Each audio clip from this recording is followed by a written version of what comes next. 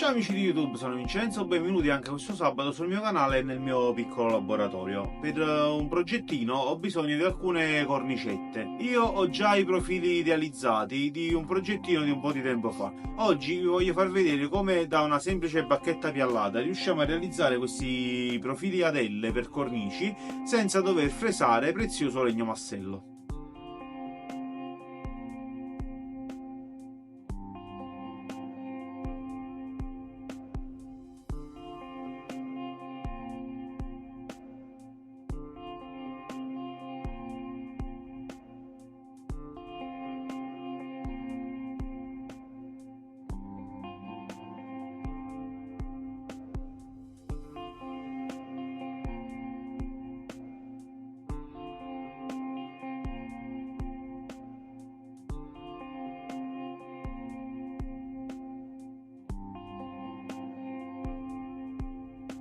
Ottenuti i profilati della misura che ci occorrono, in base al progetto e a quello che dobbiamo realizzare, andiamo ad incollare con colla vinilica e qualche granello di sale per evitare che i profilati scivolino sotto l'effetto della colla.